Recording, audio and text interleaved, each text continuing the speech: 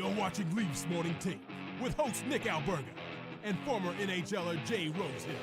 The show starts now. Now we go, I guess. The Toronto Maple Leafs all time without Auston Matthews in the lineup.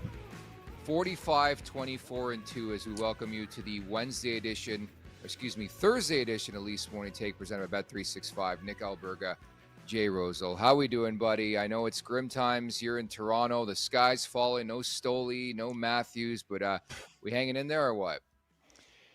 Yeah, I'm still battling a cold, but I don't know what to make of this game. We've been talking back and forth. What about this? What about this? Talking about betting lines and whatnot. And I don't know. I don't know what's going to happen tonight. I could see them getting absolutely shelled, but it would be also be pretty leafy for them to, be down Matthews and Stolarz and Tanev and everybody else and just come out with just this fantastic 60-minute performance tonight. It's I'm pretty eager for this one, to be honest.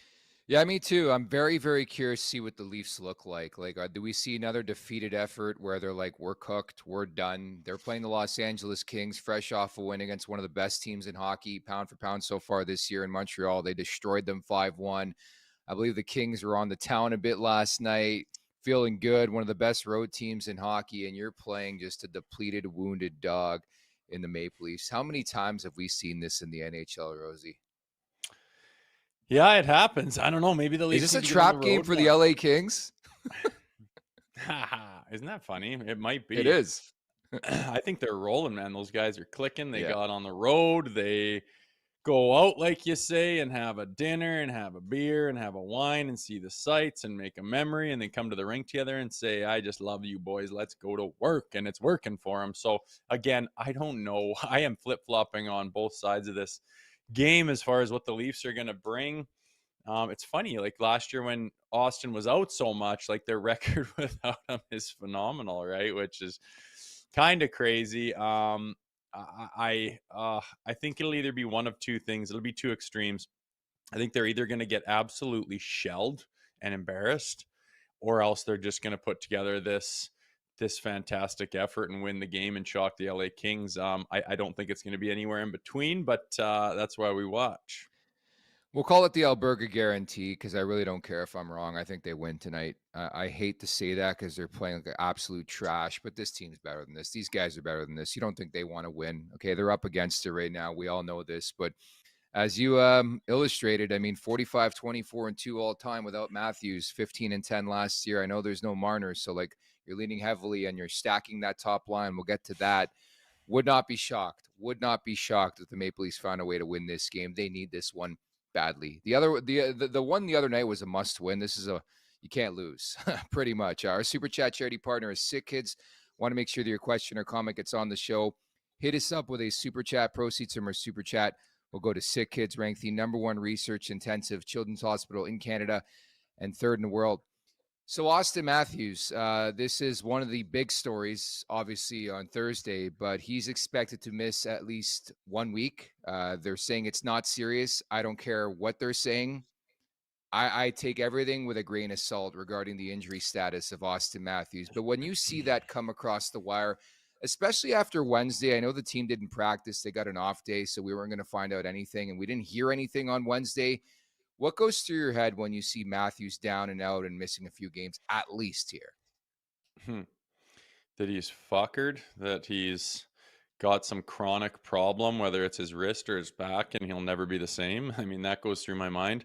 I don't like it, but, we thought he looked a little better coming out of training camp and whatnot. And, I've got chronic back stuff going on, and you can get on top of it and do a bunch of stuff in the summer or whatever, and then feel pretty good. And then once you get playing back, it just creeps right back in. And sometimes there's issues that, not everything this day and age, you can just snap your fingers, go get surgery, and you're all fixed up. Some stuff is just like, it's a multitude of problems, and this thing's working on that thing, and this thing's buggering up that. And I don't know what the hell's going on, but he's hurt a lot. And we don't know where or what or why. And here we go again. So I don't know. The conversation is starting to creep in that this guy will never be the same. And it's hard to argue against it. Yeah, no, honestly, to answer my own question there, I just have resigned to the fact that he'll never be the guy who scored 69 goals again. Like, considering what I've seen to start this season, considering what I saw all of last season dating back, that version of Auston Matthews, finito, it's gone. I mean, he's not getting any younger. I mean, people talk about this guy like he's 23, he's 28. And so the longer you go, anybody who's living right now will comprehend it's just harder to react, and your body doesn't react as effectively as you get older. I still think he's a great player. I still think he has obviously the ability to be a star, but we have not seen this guy take over a hockey game in a long, long time. That is very concerning to me. Where in the past, in a year ago, Rosey, we looked at Matthews as a bona fide top 10 superstar in this league, where it's like, man, I would love to have that guy on my team. It's just, it's, I hate to be negative about it, but you sort of resign to the fact that he's just not going to be the same guy anymore. So we can't think that way anymore. Has he ever taken over a playoff game? He's had his moments. He's had a few 9 games. I understand years. what you're asking, but there's been a few games where I've left impressed. 9 years of playoffs. It's hard to say, man. And Yeah. it's so funny. Like when Woll was gone, we talk about, you can imagine if Stoli goes down. Now we got a 10 of Kampf or whatever, and Hildeby holding down the fort with just abysmal defense in front of him and a wounded forward group. And I'm not a big analytics guy, but you go through their numbers about their defensive numbers, and it's like 32nd in the league, 30th in the league, 29th in the league, whether it's chances in the slot, chances off the cycle, chances off the rush. It's just like every category you can come to, they're just abysmal. And I'm so and then you just add on the fact that now Stoli and Matthews are not playing. They're not part of the solution here now. Unbelievable. But normally I would just say they're,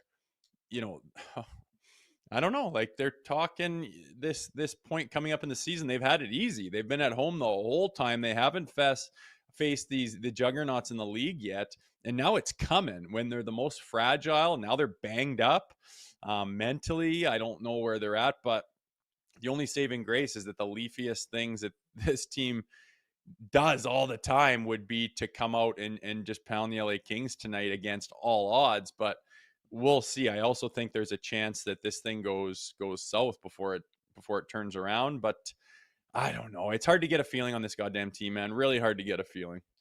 Can you explain why they're so good without their star players, or when they're missing? No. Like, again, 45, 24, and 2 all time without Auston Matthews. The entire roster has to elevate. Max Domi is going to be the 2 seed. But do you have an explanation as to why that's the case? And take us in the room as a former player. Like, when you see a big dog like your captain go down, what's the initial reaction to that? Well, they're used to it now, right? It's not like this is a foreign feeling to them. He's missed a lot of time, a lot of man games due to injury, and it's weird that their numbers are better. You'd think that it's so weird. I think that without Mitch last year too, they were really good, and it doesn't make sense. Nothing like that. That's where this leafy term comes from, is stuff that doesn't really make sense, but it happens all the time. Obviously the first thing you'd think of is everyone has to bear down and pick up the slack without Matthews, right? Which just blows my mind, because when you're playing in the NHL, there's no, I'll let them do it, I'll let him do it, oh, he'll handle that. Like, you have to be, every single individual to a man has to bring as much as they possibly can to the table every single night to try to beat the other NHL team on the other side of the rink. But that's the only thing that kind of makes sense, is everyone bears down and says, I got to do more, I got to pick up the slack. But what pisses me off is, how was there any slack? Like, how are you leaving slack out there in the first place when you're going through what this team's been going through, especially this past week here on this slide they're on? It's just it doesn't make sense. And again, I don't know what to think about this team. I really don't. Nothing makes sense, and it doesn't make sense that they're as bad as they are right now, to be honest. I think I said that yesterday. They're not this bad. They shouldn't be this bad. But here we are. At the Leafs Nation 401, hit that like button, hit that subscribe button. Hot off the presses as well, per Darren Dreger. expects David Kampf to be placed on waivers for the purpose of termination of contracts. So if he clears waivers tomorrow, he can sign with another NHL club. We saw this coming, right? I think we're at a point where David Kampf had played his last game as a Maple Leaf, right?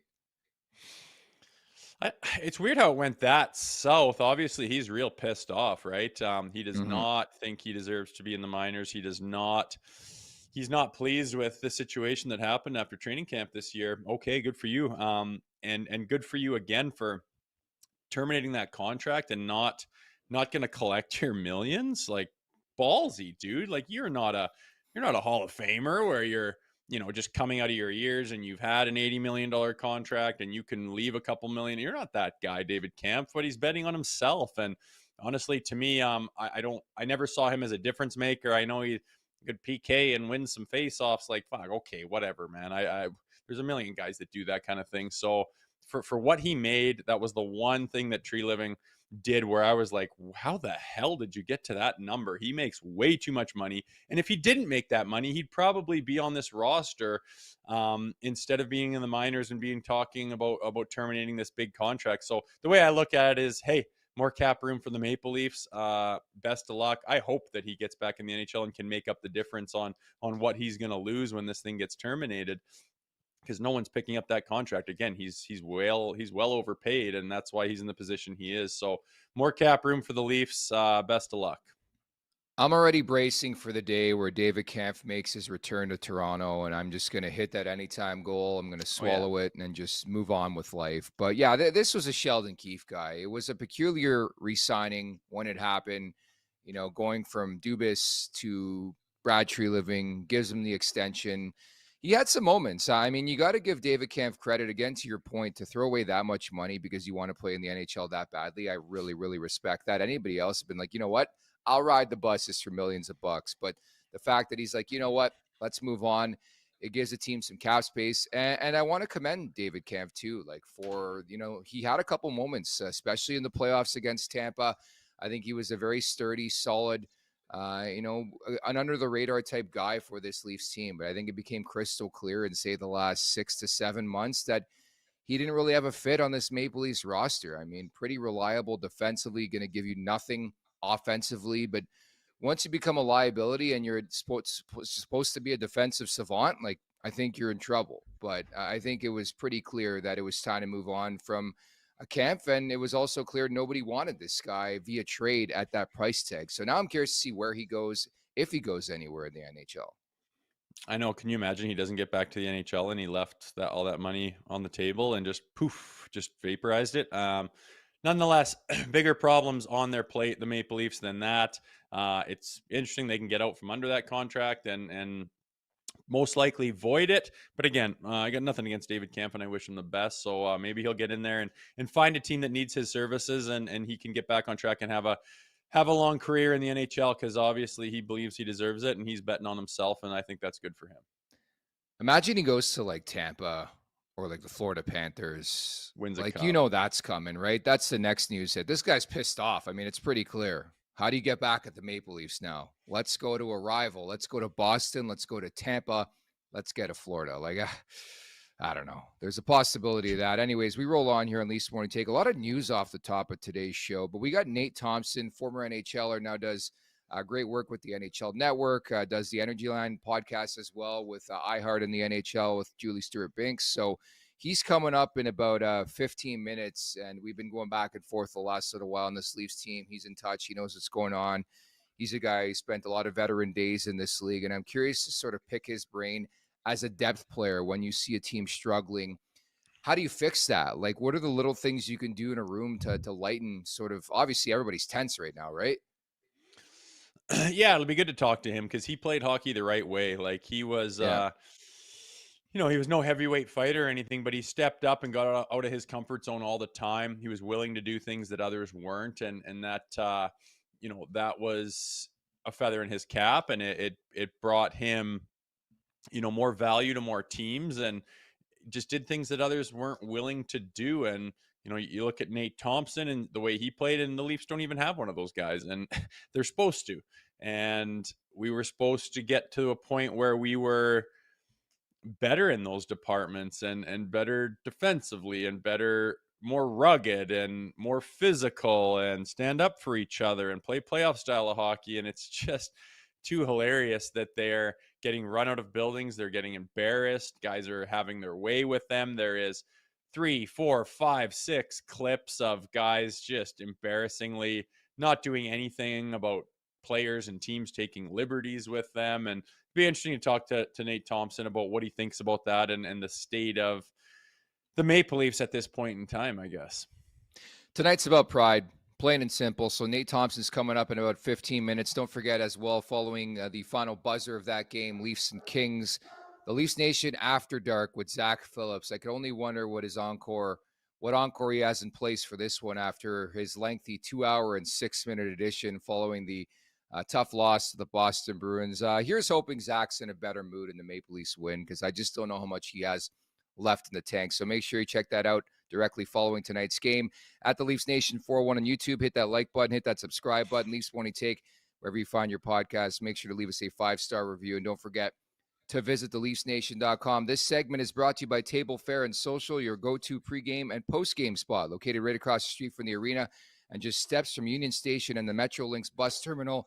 Table Fare and Social has you covered with a wide selection of food, cold drinks, and great vibes. Whether you're rolling in with the crew, grabbing a bite with the family, or meeting up for after-work drinks, Table Fare and Social has a table ready for you. Grab a pregame burger at Table Fare and Social right across from the arena. So again, the numbers are not pretty. Dennis Hildeby is going to start this game, but the Leafs have dropped 3 in a row, outscored 15-10, the home record at 7-4-1. They surrendered 3 or more goals in 11 of their past 12 games. They've allowed 5+ goals 7 times in 17, and they're playing one of the best road teams in the NHL. What do you want to see for the Maple Leafs tonight, Rosey? Oh boy, I'd like to see their decor tighten it up a little bit. They sure as hell played better last year. I know that they had better goaltending and it covered a few of the warts back there, but they weren't even close to this bad. They are disconnected, discombobulated. They are kind of all over the place. And I think OEL said we kind of got to do less and, just simplify the game, protect the middle, play dots in, keep shit to the outside, read off your partner, don't take the silly chances. Don't try to thread the needle. Just keep it real simple. Get it out of your end and see if you can start to get yourself a foundation that you can build things on, right?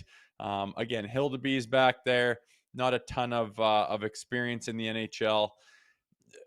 Not only are they struggling right now and have they been, a shell of themselves, now they're depleted injury-wise. So it's going to take you're going to have to get on the bloody game plan that Craig Berube has been asking you to be on all season long. You're going to have to follow the game plan like you should have been doing the whole year. And, that's simple hockey. That's what he's been preaching since Craig Berube got here. And I feel like they played the system better last year. And it's just not, it's so hard to figure out what's wrong with them, but yeah, I think it starts with the D tonight. Help Hildeby out. Help him get his legs under him. Help him get, some valuable experience and some confidence, hopefully. Shut it down there. Let that trickle up to the forwards and just see if you can play a real simple, honest, hard-working 60 minutes and see if you can stifle this hot LA Kings team, which is going to be difficult. I want to leave that game being bored of life. All right, suck the life out of that building if there's any life remaining in that building. Play a 0-0 game. That's my expectation as well. You just have to really hone in defensively, and I think LA would be happy to play that style too. So just be patient. Here are the lines from the morning skate, Rosey. Nyes, Tavares, Nylander, Robertson, Domi, McMahon, Joshua, Waugh, Michelli, Blais, Lorenz, Yarncroke, then Riley, Carlo, Benoit, McCabe, Murmis, Ekman, Larson. So Phil Myers. I think this has been a long time coming. Not to pick on this guy specifically, just hasn't been as effective as last year. And looks like Phil Myers will be the healthy scratch tonight. And then Hildeby starts. And off the top, we talked about Anthony Stolarz a bit. Not much of an update. We know it's an upper body injury. Doesn't sound serious. Again, take everything the Leafs say with a grain of salt regarding the severity of injuries. But they're saying it's not serious. serious. Artur Akhtiamov, a 24-year-old Russian netminder, recalled. He's 4-2-0, 2.82 and 894. Imagine, I mean, if I were to tell you a month ago the least would play game and it would be Hill to be backed up by Akhtiamov, you'd call me insane. But that's exactly what we're looking at tonight. Yeah, I'd say that would be nightmare fuel, and here it is. Like, I hope it's just like, they talked about, like, did Stoley kind of pull himself? It's a very difficult position. Confidence is absolutely huge, and when you get down and things are going south, it can really snowball on you, and you wonder if how much of that was Stoley saying, I need a friggin' break here. I'm out. I'm pulling myself. And then, Chief really kind of tried to shed some light on that, saying, I hope he's ready on Thursday. And it doesn't seem to be a big deal. And I don't even know where he got hurt or whatever he said. Maybe Stoley's kind of saving face a little bit, just taking another couple days and he'll be ready to rock on Saturday.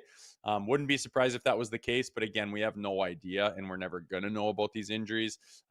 Again, I wonder about Joseph Woll. He played for the Marlies yesterday. So you're playing in the American League and the team is falling apart at the seams and you've got the two goaltenders you just referenced. Like, if there's any way you can get back in the crease, we need you there, Joseph Woll. So again, I don't know what the history of this season is for Joseph Woll, but I hope that we get his name on the roster sooner than later, and maybe he can be a boost or a jolt to this team and start off hot and play to his potential. And like we've seen him before, where he's a calming presence in between the pipes there. I would love to see that, but again, there's just more shambles going on around this roster.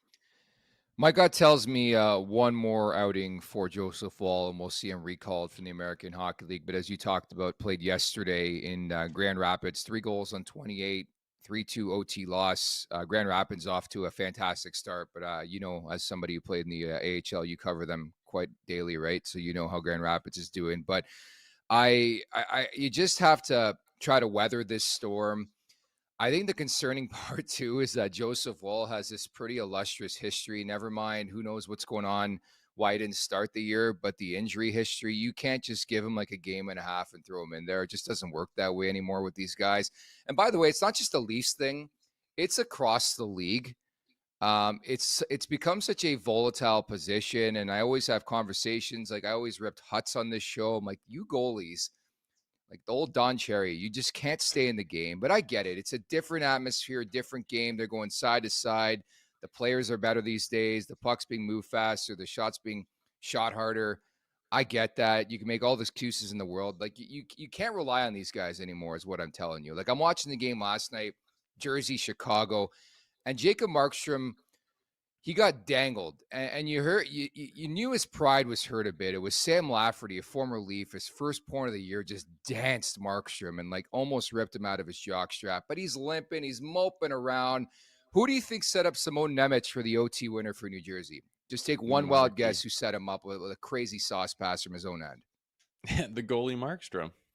Yes, it was Jacob Markstrom after you could tell he was begging, like, take me out. I'm done. Like, I hate that in this day and age of the NHL. Like, just fucking stay in the crease, make a save, but it's not that way anymore.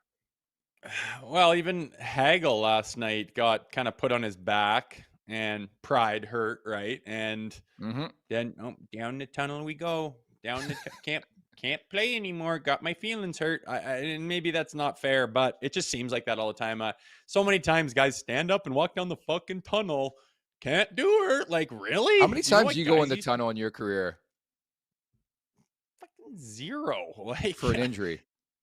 Not like, again, if you're injured, like I tore my knee and you go and get it. Like, I dislocated my thumb. I went down the tunnel, got it popped back in, and then went back to the bench. I tore my fingers off sideways, and you put a splint on and you go back to the bench. And like, not everyone's got to be that way. And I had to be that way out of necessity to the most part. But like, again, so many times guys go down the tunnel and I'm just like, you got bonked. Like, you kind of have a boo-boo. Like, don't you feel bad? Like, when Craig Berube or whoever this old school coach is, like, don't you worry about what he thinks? Don't you want to prove to your teammates you'll do shit that others won't? Or is it almost like, look at me? Is it like, poor me? Is it more of that attitude like this generation has?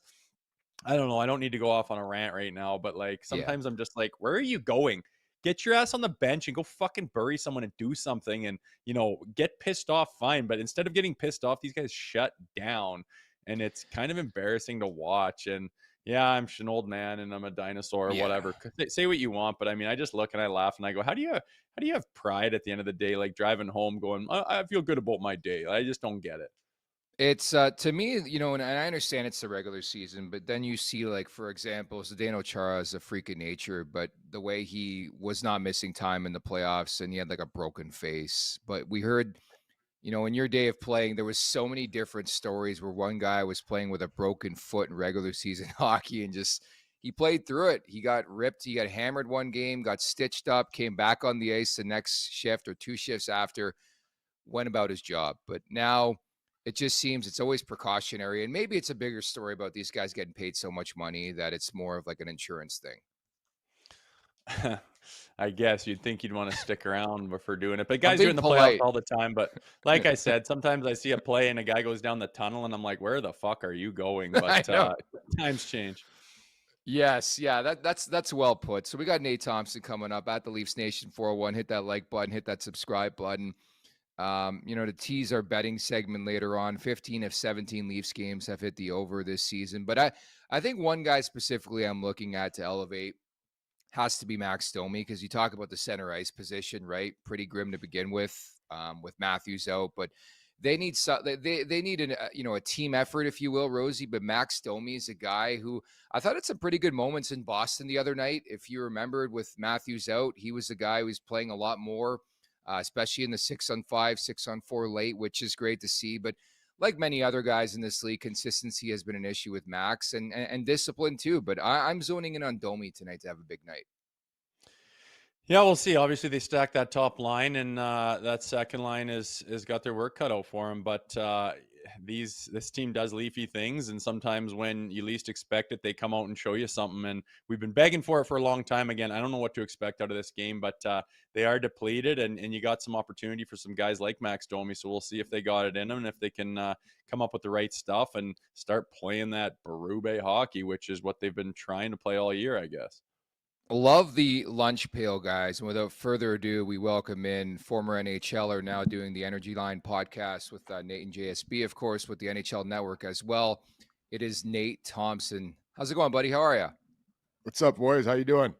Nate, how are you? Wish we were a bit Rosey? better. It's a shitstorm here in Toronto, but is this a trap game for the LA Kings? Can we say that?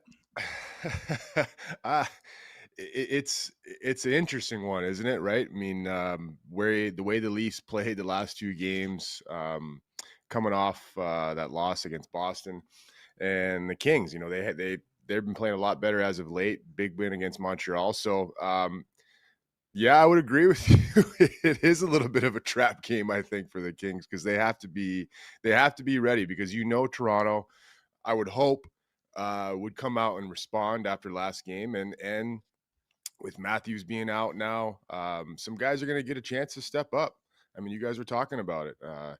My good buddy, I played with him, Max Domi. Like, he, at one point, he was a, second line guy, who put up over 70 points. So this is a good opportunity for him. I love the way Max plays. He plays hard. He was, one of the guys that got in there was Zadorov. It should have been a lot of other guys before him the other night. But he was in there. So, they're going to need some contributions, obviously, and they're going to have to play a stingy style of hockey to make up for a guy like Auston Matthews being out of the lineup. Yeah, Nate, we've talked at nauseum throughout this season. Oh, here's an opportunity to respond. Here you got to respond, and time to respond. And just, it seems like they never respond. And they're in the hole they are right now because of a lack of response. And, for a guy that played the way you played, you did things that were out of your comfort zone, and you stepped up and you defended your teammates, and you tried to go outside of the box to try to impose your will on a game and get physical or whatever it called for. And I just watch over and over opportunity for anyone on this roster to step up and do something out of their comfort zone and respond, and they never do it. And it's just flat, and it blows my mind. Like, there's opportunity out the ass is all an athlete can ask for, and no one seems to be able to go and grasp it. What are your thoughts on that when you watch this kind of hockey? Rosey, you said it perfect, man. I mean, I think that's what it is getting outside of your comfort zone. Like, do you think, both of us, you and myself, do you think sometimes I wanted to grab Adam McQuaid and fight him? No, absolutely fucking not. I didn't. But you know, those are things that, and you too, Rosey, you fought some heavy, tough guys, and guys that, you know, probably we had no business fighting. Maybe you, but not me. But you know, those are things that make you a better team, make you a better player. Is you have to get uncomfortable, right? And even like I said, Max Domi, like the guy's under 5'10", he's fighting Zadorov or trying to fight Zadorov. Like, and the thing is, in that game, like when that happened, yeah, they got into scuffles later on in the game, but it's too little, too late. Like, that's the opportune time. You know, you have to make the most of your opportunity at that moment, right? And I think that's the biggest thing is like they're missing on these moments of opportunities, moments to grab it, or to, you know, even if they're losing, like we both know, like in losses where you get embarrassed, but the team comes and everyone's sticking up for each other, and it doesn't, and I'm not saying fighting, it doesn't have to be fighting, you know, just get in there. Yeah. Like you saw the instance with the Islanders and Matthew Schaefer, like every single guy was in there. Not every guy had their gloves off, but those are things that galvanize a team and bring them together, and you gain chemistry that way. And those are things that help a team throughout the season and make them get better. So I love what you said, Rosey. It's about getting outside your comfort zone. It's about doing things that are outside yourself. And you know, a lot of their top guys like Nylander, Tavares, like these guys have been good, right? I don't have any fault in those guys, you know, but like guys like that are bigger, these bottom six guys, these big defensemen, like, no offense, fellas, but you weren't brought here to score goals. Like, you guys are a big, tough team. Like, play like it. Zero identity. And so I transitioned the conversation to Auston Matthews. It's timely, obviously, but he's out at least a week is what they're saying. A few games, not serious. Take everything in Toronto with a grain of salt when it comes to severity of injuries, because last year the captain was on a bird to Germany and on a different continent. So we'll leave it there. But has your opinion or view on Auston Matthews changed in, say, the last 9 to 12 months from where it was, where this guy had 69 rips in one season? Has it changed? Should we change it for the better moving forward? I think so. I think, you know, from when I saw him play, especially at, you know, First Nation or Four Nations faceoffs, I thought, you know, Auston Matthews, his game has, it's evolved. Like, I don't think Auston Matthews is that guy that's going to get 70 goals. Like, he's capable, but I don't know if he's that guy anymore because of his all-around game. Like, I look at his game. I look at the game against Pittsburgh, you know, when they were down 3-0, and in the third period, like, he took over. I mean, he was great the whole game, I thought, overall, face-offs, defensively, everything. But in the third period, it was like, you know, it was a man amongst boys. And when he does that, and if he can elevate that level more, I think it's constantly, he's leaving us, you know, wanting more sometimes from that style of play. But I think that now, I mean, he has turned himself into a, you know, cliche 200-foot player, can win faceoffs, you know, can play a full, complete game, and we know what he can do when he has the puck in the slot. Yeah, and the back end has struggled this year. You could point to that maybe contributing to maybe the goaltending. Like, Stoley's been left on his own this year and his numbers aren't great. You can kind of pinpoint a point in time. It was only 4 games into the season, but he calls out his team publicly. And, you know, I thought rightfully so, as far as it being correct, what he was talking about, but doing it in public. What was your take on that? And now looking back, the fact that he hasn't really responded either. Do you look at that as something that never should have happened? You're talking about Stolarz calling his teammate out or the rest. Yeah. I didn't like it. I thought it was just early. I mean, it was, you know, early in the season. You know, they're still trying to figure some things out. I understand. I mean, he's, you know, trying to hold guys accountable, I get, but I mean, it's just, I think the timing of it,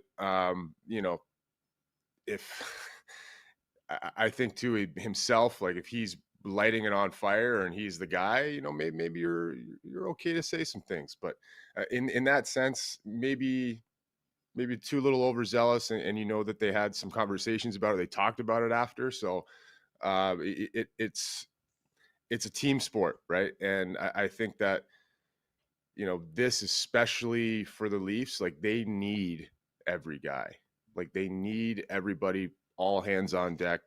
I think this is a different team, right? Like and I'm sure you guys have talked about in nausea. Like they are not the same team without Mitch Marner, 100-point guy. The makeup of their team, I just think, they're a different style of team that I think are still trying to find out who they are. Like they are not the high flying Leafs they were in the past. That they're just not that. Yeah, they have zero identity right now, and looking forward to this LA Kings game. I mean, we're both very, very curious as to how it could look. I mean, no Stolarz, no Auston Matthews. How does that impact the team emotionally and mentally, especially when you're already struggling? Like, how do you approach a game like this when your big dog's out, your number one goalie's out? Well, you can go two ways with it, and Rosey knows. It's feel sorry for yourself and try and get through the game, or it's, hey boys, like here's our chance, here's an opportunity to get things going here and get things going without our big guys, and we can still win games, and we can still win games the right way. I think these are the games where you really have to lean in to playing a certain style of game, like Rosey said, Berube hockey. If you're not going to have your top guys to maybe score opportunistic goals at key moments of the game, you're going to have to lean on your quote unquote system and culture and how you play the game. And these are the games that are a great opportunity for the Leafs to hopefully win tonight with some big names out of the lineup. Yeah, and it's funny, you look at this team that won the Atlantic Division last year, and now they're struggling mightily, and now talk about rebuilds and firing everybody and missing the playoffs is talking. Do you think, when you look at it from the outside, that this team's going to figure this out and turn it around, or do you think they got some pretty serious problems? I think they could figure it out. I think with their talent they have, obviously with Matthews, Nyes, Tavares, Nylander, Riley, like they have still a lot of talent and a lot of guys that can, make plays and get the job done. I think, with the new faces they have, hopefully that they can start get going too with the bottom six, like Waugh and, Dakota Joshua, these guys, Michelli. They need everybody. Like I said, they need everybody. But I do believe that, this team's only a year removed, and a lot of these guys were there last year of going to Game 7 against Florida in the second round. And I think this team, they're still right there. It's not like they're completely out of it. And I still think this team could pull it together at some point. It's just, it has to happen. You guys know they can't wait. Like it has to happen sooner rather than later. They need to rip off some games. They need to get in a little bit of a sweet spot of playing well.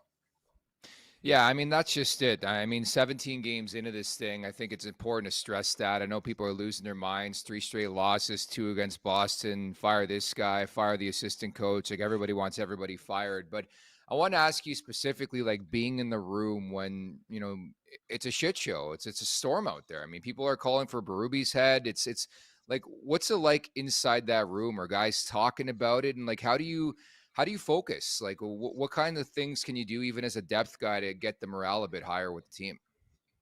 I think, speaking from experience, I've been on different teams where, there is a lot of noise outside the room, and I'm sure there's been closed door meetings. They've had those, I can almost guarantee they have, those you talk about it, you keep the noise on the outside. The only thing that matters is in this room. And that's the way they have to look at it. And I think there is no other way. And you always talk about during the season, if you're going, no one's feeling sorry for you. No one in the league is feeling sorry. If you think the Kings are coming in tonight, they want to get 2 points and get out. They want to keep your woes going. So it's all about what's in that room. And you have to, like I said, you have to lean on guys. Like, guys have to step up. You need every single player, and coaches will stress that. And it's not on Craig Berube. It's just not on him. It's on these guys. It's what's in that room. So, that's the biggest thing is I think you have to keep that noise out of the room. Rosey and I have both been in those situations on teams where, everyone's looking for some kind of excuse or some kind of answer that's not in that room. That's the problem. And they have to, they got to figure that out inside their own locker room and find out the solution. How do you regain that trust? Right? Go ahead, Rosey. Just saying there's nobody coming to save them. Like, there's only one way out of this, and dig in. The group that's there is the group that's there, and you haven't been cutting it. And now you got injury woes too. Like, it's time to just bear down and pull yourself out of this thing together. Cause like you said, no one feels sorry for you and no one's coming to save you. And I remember being in those situations, like you say, and they're just like, it's going to come from inside of here. And I'm excited, to see this game. I mean, depleted minus Stolarz, minus Matthews. Like, is someone going to step up and be that guy and pull this team out of the shit and say, I won't accept this. I'm going to do something for this team. Cause again, they've had ample opportunity and they haven't done it. Nate, what's your prediction on tonight? Do they look like a different team, or is this going to get worse before it gets better? I think it'll be a good game tonight. I mean, they're playing the Kings. I'm going to go out on a limb and say that the Toronto Maple Leafs are going to play a good game. Are they going to win the hockey game? I don't know. But I'll say that they're going to play a good game tonight. They're going to respond. I mean, I speak to experience a little bit. Like, when I was in Anaheim, I think it was 2016, 2015, 2016. We started the season. I think by end of November, we were in last place. End of November, we were in last place. Well, we ended up winning the division that year. We went on a run in, December, January.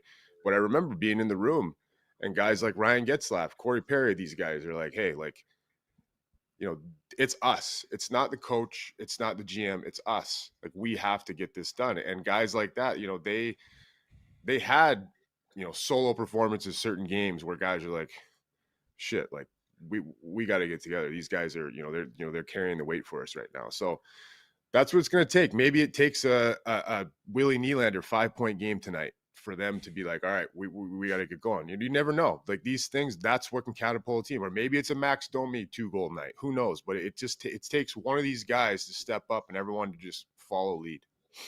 Got to elevate, baby. A 45, 24, and 2 all-time without Auston Matthews in the lineup. Nate, excellent stuff. Thank you so much for doing this. We'll talk soon. Thanks, boys. Thanks, man. Anytime.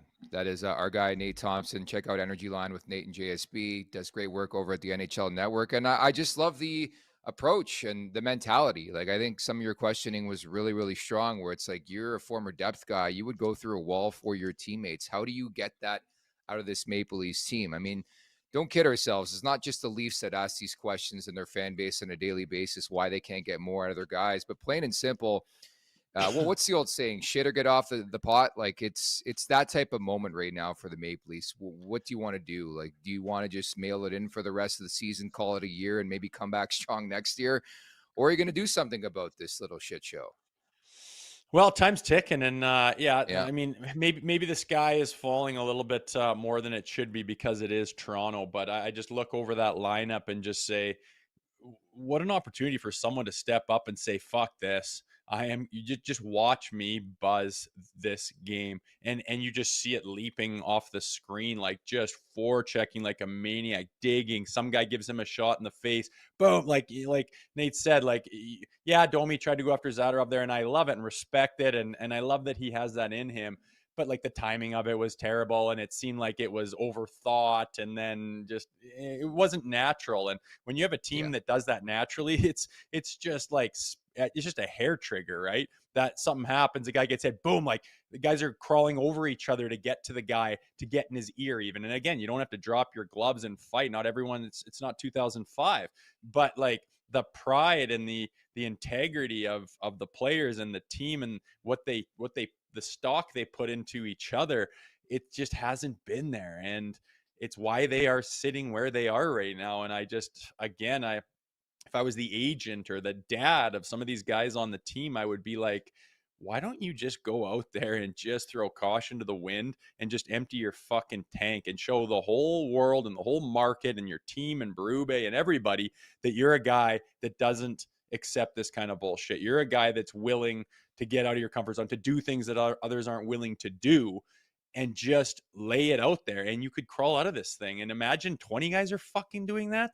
Like, that's championship type of teams, and they're so far away from it so far this year that it blows my mind that we haven't seen a little bit of that pushback, and we haven't seen at least a handful of guys step up and do things that stand out. It's just been a whole lot of weird body language and odd facial expressions and guys looking at each other. Like, no wonder they're in the spot they're in. Yeah, it's exactly it. And I think Randy makes a good point here in the chat. All hands on deck. Throw out all your buzzwords. Rip them out, man. Desperation, urgency. Just leave it on the ice tonight is, quite frankly, what I want to see. Craig Berube, talking to the media right now, says he's hopeful Auston Matthews could be back within a week. Said injury occurred in the Boston game, but was not a result of Zadorov's hit. And yet he left the game the shift after he got hit by the guy, and it's an upper body. We've been down that road before. Okay, I plead the fifth.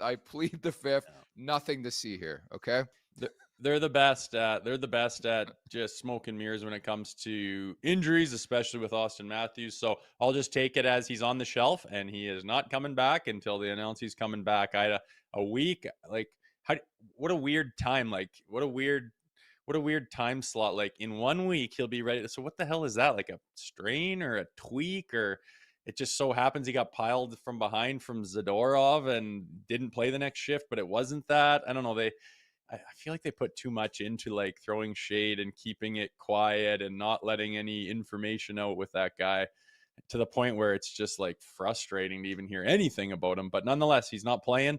It is very leafy that their record is phenomenal without him.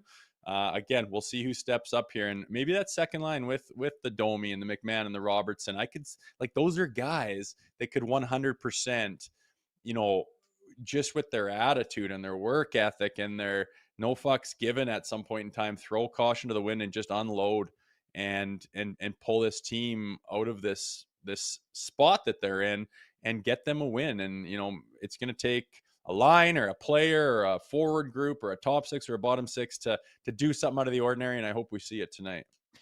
Honest question, a week from now, the Thursday edition of Leafs Morning Take, we're teeing up a home date with the Columbus Blue Jackets. What's the likelihood that we're talking about Auston Matthews playing in that hockey game? I would give it about 6%. It's in a week?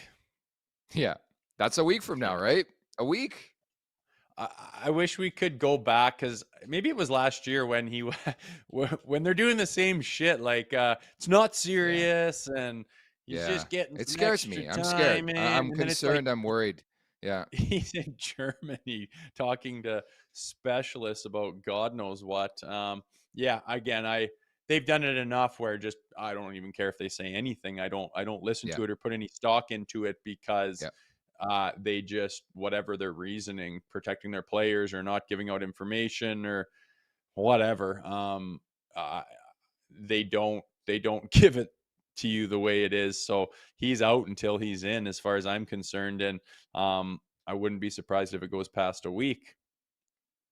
Yeah, again, I'm honestly scared. I'm concerned. I'm worried. I mean, this is the franchise player. This is everything to this team, and they pay him a lot of money to do his thing. And unfortunately, he just can't stay healthy, and he's hurt every year. And I just don't. Even if you want to explore the trade route, I hate to get to that level, but I don't know who's giving you as much as you should be getting for Auston Matthews because of everything that's transpired in the last year. So, hoping a speedy recovery here for the captain, Auston Matthews, and back in this lineup, but. Again, like last year, we had that conversation. It's an Olympic year. The Four Nations whole convo, like, why did he play and get worse? I don't know. We'll just leave it at that with Matthews. And Berube also said on Stolarz day-to-day, wasn't on the ice for the morning skate. Again, just sheer speculation on our part. To me, this screams more like Stoli, we love you. Just get away from the rink for a couple days, and we'll do a full reset here and find your game again, kind of thing. Yeah, that's the way it screams. Hopefully, he gets ready for Saturday. Yeah. It's such I'm pulling for Stoli, man. Like, him obviously well. You played with him. I think he's a really good dude, and I think right now is such an important time in his career. Obviously signs the fresh contract, but I think it's an important time for his tenure in Toronto. Like, we're really going to see if this guy's made for this city or not. I mean, it's his first bout with scrutiny, I would say. Yeah, it was clear sailing last year, wasn't it? From Yeah. start to finish, he was rock solid, and it's funny. He's the same guy, and he's capable of being that that calming presence and just that wall of proper angle, proper positioning. Where it's just like pepper him if you want. It's not going in, and he's just calmly everywhere. I want him to get back to that, personally and professionally. I know he's got it in him, and yeah, maybe he needs a little reset here. Maybe he's taking one tonight, and maybe he'll be ready to rock on Saturday. I hope so, but it's as bad as things are right now. It is a calamity of errors as far as every position. Every side of the ice, every stat category is just atrocious for this Toronto Maple Leafs team right now. And you would think there's only one way to go, and that's up. And I wouldn't be surprised if it was a Stoli who found his game and started kicking it out and giving the team a chance. And that allowed the defense to breathe a little easier and start to settle into their game. And all of a sudden, it rubs off on each other, and the forwards buy in and say, okay, this is how it looks, man. Thank God I did not want to live in that way anymore, the way we were playing and the shit we had to deal with off ice. And then just starts going again, and everyone's talking about, here's the Leafs and what they're supposed to be, and they're finding their identity. I could see that happening, but it's not going to be easy, and people are going to have to do things that are difficult because their backs against the wall with the schedule, their opponents, injuries, not having the full depth of their roster, man. So I'm not predicting that it's going to happen, but I certainly hope it does. The full quote from Berube on Matthews, by the way, explains it a bit more. He says, I'm hoping a week maybe, but maybe sooner. We'll just see. That's kind of like one of those things. He could come in a couple days from now and feeling a lot better, and hopefully he's good to go, but we'll see. And then they asked him about the Zadorov hit. When asked if it was on the same shift, he said it doesn't matter. So doesn't matter when he got hurt. He's just hurt. Interesting. I got a guy in the within the league who says the Toronto Maple Leafs are actively trying hard to get Rasmus Andersson out of Calgary. They're horny. Really? Yeah, trying hard. Is that hot off the presses? Sources with 7 S's? Sources with 7 S's. I can't reveal my sources, but yeah, interesting, man. Obviously the power, the trust that is at the top of the Toronto Maple Leafs totem pole is not happy with what they're watching, and I don't know. It's just so interesting on like what they think would make the team better, who they think would do that, and how they intend to go about getting that. Because changing this roster is as difficult as ever with. Your draft picks are all gone, and you don't have prospects that anyone's too keen on. So to make a valuable change to this roster is just no easy task. So we'll keep tabs on that. But it has been confirmed that Toronto is certainly interested in Calgary's Rasmus Andersson. They're calling you Jay Friedman in the chat right now. Like, is that as easy as it is? You just get texts and talk about it. Pretty simple gig. Oh, just wait till this clip blows up. Then you're going to have some things to answer to. But, Andersson's an intriguing one. Calgary's a tire fire. We all know they're going to go after Gavin McKenna. It makes no sense why you try to stick around at this point. Even from the Andersson standpoint, the only way you're making that deal is to re-sign Rasmus Andersson. B, do you even have the assets to play ball for Rasmus Andersson, right? Like, we all know the teams that are going to be involved, whether it's Dallas or Vegas, or everybody should be lining up for Rasmus Andersson, a right-handed shooting defenseman. I just don't know if the Maple Leafs have the assets to make a deal like that. On top of that, he's on the team, Brad Treliving's former team. We've had that convo a billion times. We talked about Zadorov a couple of years ago, Chris Tanev. I think you're paying a premium on top of that because it's Calgary. Yeah, it's interesting. They are sorry, I was reading text there, so I didn't hear totally what you said. But yeah, I got a lot of buddies that are pretty close to the Calgary Flames, and it is a tire fire. And Woll is or not Woll. Woll. Why did I say Woll? What Wolf. am I thinking? Wolf. Dustin is, Wolf. Yeah. it's like hard to watch, and maybe I would be interesting. Like, what are they going to do this year? Like, do you want to be like last year where you just squeak, and it's like, no, like if you're going to be bad, you might as well be really bad and see if you can make your team really good for when you get into that new building and whatnot. Lots of stuff happening here, man. Lots of stuff happening. I guess Dano wants out of LA. Like packed his shit and said bye to a bunch of people. Stuff's coming in like crazy, man. So hopefully that's a sign that the LA Kings have got some internal struggles going on and they won't be focused on the game tonight. Maybe even more reason the pesky Leafs could do some Leafy things tonight. Is that on like the wire right now, or is that just like Jay Friedman's sources here? I think it's just Jay Friedman's stuff right now, but I don't know. Someone decided to unload a bunch of info to me, and I'm literally live on a show, so I'll have to dissect it a little bit. But interesting stuff happening. Interesting stuff. Yep. Good stuff. It's time now for the last call, brought to you by Bet365. Whatever your bet is, it's never ordinary at Bet365. Download the app and get in on the game. Use code NATION. That's NATION, NATION. Must be 19 or older, Ontario only. Please play responsibly. If you or someone you know has a gambling problem, visit ConnexOntario.ca. I'm going to look at Matthew Knies tonight. First and foremost, I think he's due for a big night. He needs a big night, especially with Poppy not in the lineup. So I will play the shot prop at the very least for Matthew Knies, if not the anytime goal. And as I mentioned off the top, the Alberga guarantee. Don't call me Mark Messier just yet, but I am calling a Maple Leafs win tonight. If I'm wrong, I'll still be back tomorrow, so I don't really care. It is what it is. Leafs win tonight. Money line. I'm calling Leafs win or Leafs get absolutely shelled. I feel like it's going to be one or the other. I hope it's the former, but I'm going to take the over as usual, and I'm going to take the first period over 1.5. I just see things happening. I don't know who's going to do them, but there's going to be more than one goal scored in the first period is my prediction. Awesome. Okay, we'll just we'll sit back and see what happens. That's all we can do at this point in time. Game 18 of the season. Don't forget as well, following the game, Zach Phillips, the Leafs Nation After Dark again.